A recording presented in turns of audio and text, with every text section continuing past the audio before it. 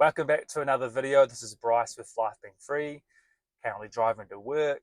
But yeah, I just wanted to talk about how, being married is not going to solve your problems.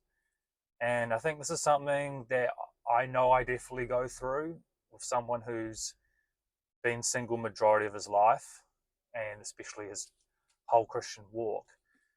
Sometimes we tend as humans to think that the grass is always greener on the other side, right?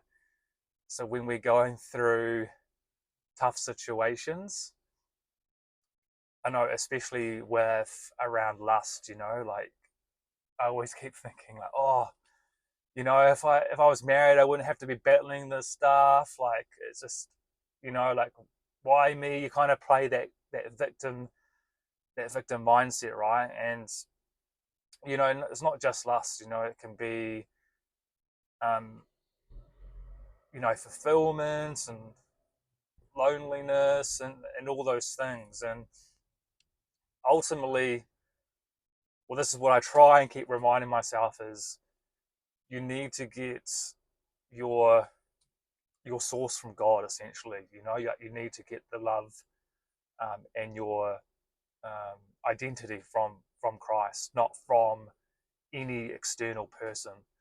Because I think this world teaches that.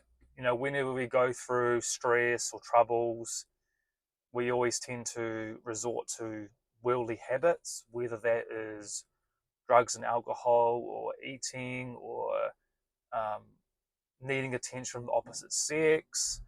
Like that was a big one for me, right? Like it wasn't always about the, you know, sleeping with a woman. It's just more just having the attention, like the need that I have to have a girl on the go and texting her, like that kind of flirtiness and building up. And that's something I've struggled with a lot being a single Christian, is just not doing that, and just essentially, yeah, just like having like no distractions like that.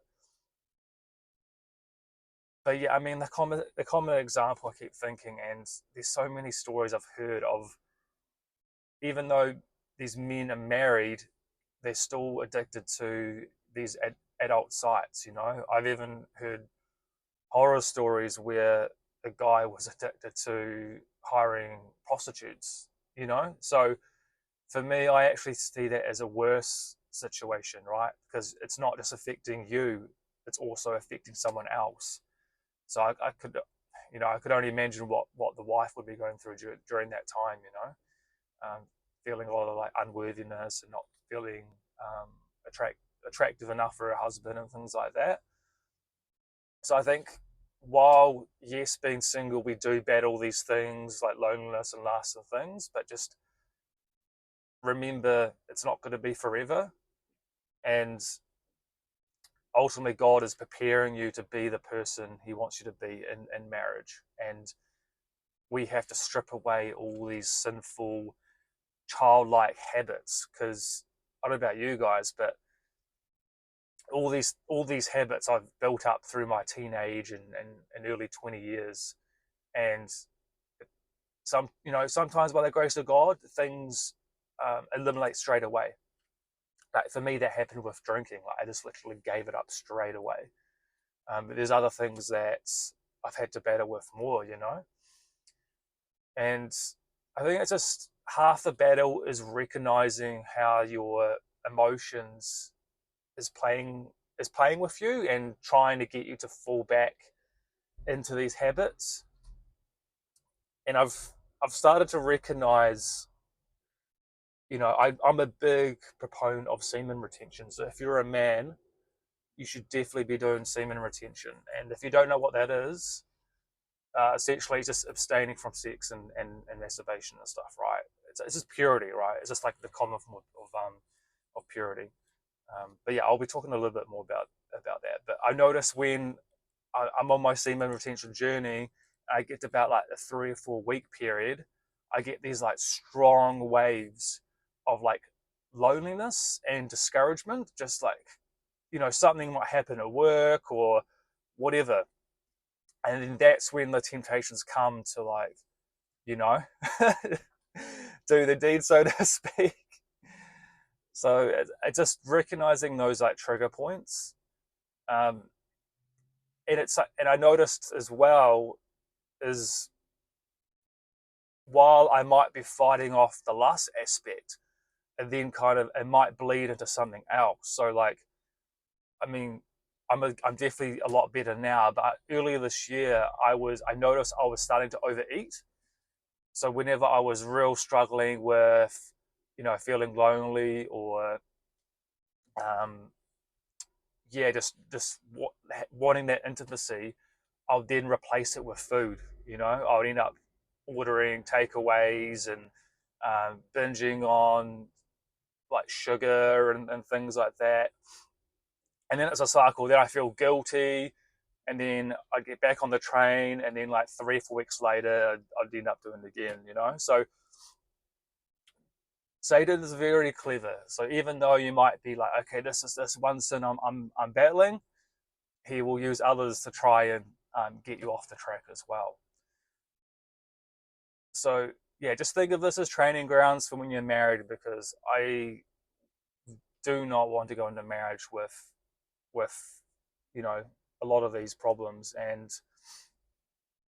not saying that you go into marriage as a perfect being. I'm not saying that at all. But I think while you've got the time, you need to do the best you possibly can to draw close to God and grow your relationship deeper. Because I think as a man, in marriage is big responsibility. You need to lead your wife and essentially be like a role model. And um, you know, ultimately your wife needs to respect you.